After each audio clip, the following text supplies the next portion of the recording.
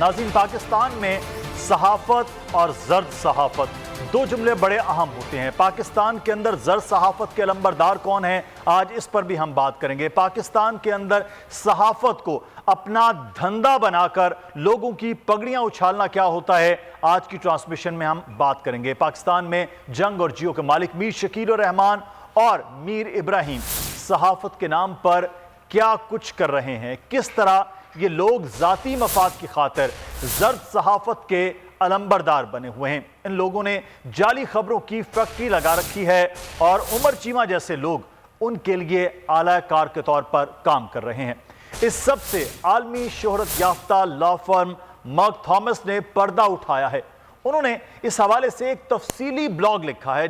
جس میں دعویٰ کیا گیا ہے اس بات کے ناقابل تردید شواہد موجود ہیں کہ میر شکیل الرحمان اور میر ابراہیم کی جانب سے لوگوں کے خلاف جعلی مقدمات، جعلی دستاویزات اور جعلی کہانیاں بنائی گئی ہیں، لیکن اس کے باوجود پاکستان کے ادارے ان کے خلاف چپ سادے ہوئے ہیں۔ اس بلاگ میں پنڈورا لیکس کا ذکر کرتے ہوئے لکھا گیا ہے کہ جہاں دنیا بھر کے صحافی صحافتی تاریخ کے سب سے بڑی تفتیش میں مصروف تھے تاکہ مالیاتی نظام کے چھپے رازوں سے پردہ اٹھایا جا سکے، تو دوسری جانب ایک لفافی صحافی پاکستان کے اندر اپنے آقاؤں کے ایجنڈے کی تکمیل کے لیے کام کر رہا تھا۔ اس آرٹیکل میں مرک تھامس نے مزید بتایا ہے کہ ان کے ذرائع نے اس بات کی تصدیق کی ہے کہ عمر چیمہ نے میر شکیل الرحمان اور میر ابراہیم کے حکم پر شعیب احمد شیخ سمیت دیگر کاروباری شخصیات کے ناموں کو غلط طور پر پنڈورا لیکس میں شامل کرایا ہے۔ معاملے کی مزید تحقیق کرنے پر پتہ چلا کہ عمر چیمہ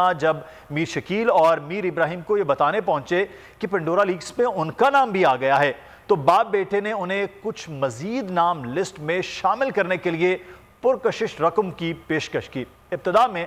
تو عمر چیمہ تھوڑے ہیزیٹیٹ ہوئے، البتہ پھر راضی ہو گئے، اور یہ راضی نامہ سوچ کے بدلنے کی وجہ نہیں بلکہ آفر کے بدلنے پر ہوا۔ عمر چیمہ نے میر شکیل اور میر ابراہیم کی کس آفر کے بدلے ان کا یہ کام انجام دیا، اس حوالے سے بھی مرک تھامس نے اپنے آنے والے دنوں میں تفصیلات افشا کرنے کا وعدہ کیا ہے۔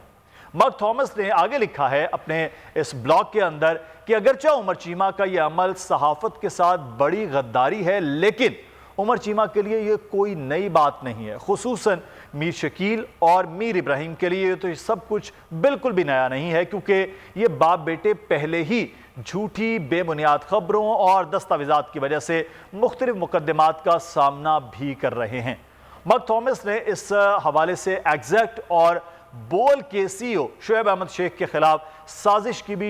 کو بھی مثال دیا ہے اور بتایا ہے کہ میر شکیل اور میر ابراہیم ماضی میں شعیب احمد شیخ کے خلاف جعلی دستاویزات اور جعلی مقدمات گھڑنے میں بھی ملوث رہے ہیں، جس کا اعتراف اس کیس کے پروسیکیوشن کے ایک گواہ نے بھی کیا ہے۔ مرک تھامس نے سماعت کے دوران جو گواہوں کی جرح ہوئی ہے اس کی کاپی بھی اپنے بلاگ کے ساتھ شیئر کی، جو آپ اس وقت سکرین پر بھی دیکھ سکتے ہیں، جس کے مطابق یاسر نامی شخص کی جیو کے میر شکیل الرحمان اور ڈیکلن واش ان کے درمیان جو دبئی میں ملاقات ہوئی، کئی ملاقاتوں کے بعد ایگزیکٹ کے خلاف ڈیکلن واش کے ذریعے من گھڑت اور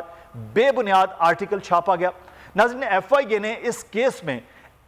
جو ایف بی آئی کی جعلی دستاویز ہیں وہ عدالت میں پیش کی، جو ایف آئی اے کے مطابق وہ دستاویزات عمر چیمہ کی طرف سے انہیں فراہم کی گئی تھی۔ اس خط کی کاپی بھی مرک تھامس نے اپنے اس بلاگ کے اندر لگائی ہے، آپ وہ بھی دیکھ سکتے ہیں، اور بتایا ہے کہ ایف بی آئی کے خط کے جعلی ہے۔ اس کا واضح ثبوت یہ بھی لکھا کہ پاکستانی طریقہ کار کے مطابق یہ خط لکھا گیا، اور سب سے اہم بات اس میں کہ ایف بی آئی نے بھی اس خط کو جعلی قرار دیا جو ان کے نام سے منسوب تھا۔ تو مرک تھامس نے ایف بی آئی کی تردید اور امریکی جو لا فرم کے اس حوالے سے وضاحت کی کاپیاں بھی شیئر کی ہیں، جو آپ اپنی ٹیلی ویژن سکرینز پر دیکھ سکتے ہیں۔ یہاں یہ بات بھی اہم ہے کہ یہ تمام دستاویزات کیس کا حصہ ہیں اور پہلے ہی پاکستان کی عدالت میں جمع کرائے جا چکے ہیں۔ مرک تھامس نے ساتھ ہی اس بلاگ میں خبردار کیا ہے کہ اس ڈیل کی مکمل آڈیو شواہد ان کے پاس موجود ہیں، جو کسی بھی قانونی عدالت میں پیش کر کے ان افراد کے خلاف کارروائی عمل میں لائی جا سکتی ہے۔ آخر میں مرک تھامس اپنے اس بلاگ میں لکھتے ہیں کہ میر شکیل اور میر ابراہیم کا جھوٹی کہانیاں گھڑنا روز کا قصہ ہے۔ وہ جھوٹی اور بے بنیاد خبریں، مقدمات اور دستاویزات بناتے رہتے ہیں۔ تو اصل سوال یہاں پر یہ پیدا ہوتا ہے کہ یہ پاکستان کے اداروں میر شکیل الرحمان اور میر ابراہیم کے خلاف کارروائی کیوں نہیں کرتے ہیں؟ وہ لوگ جن کے خلاف ناقابل تردید ثبوت اس وقت ویسٹ اندر سینئر وکلاء کے پاس موجود ہیں، لا فرم اس حوالے سے بتا رہی ہیں کہ یہ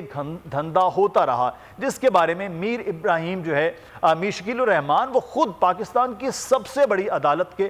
باہر جو ہے وہ کھڑے ہو کر اپنی صحافت کو اپنا کاروبار کہتے رہے، اور کاروبار میں جس طرح سے اس دھندے کو چلانے کے لیے پرگندہ کیا گیا ہے وہ سب کے سامنے ہے۔ آج یہاں سوال یہ پیدا ہوتا ہے ٹرانسمیشن میں کہ پاکستان کے اداروں کو تمام تر معلومات ہونے کے باوجود یہ کام کیوں نہیں ہوتا؟ پاکستان کا سب سے بڑا ادارہ ہونے کا دعویٰ کرنے والا یہ صحافتی ادارے میں صحافتی بددیانتی ہو رہی ہے تو اس کے خلاف کیوں کارروائی نہیں ہوتی؟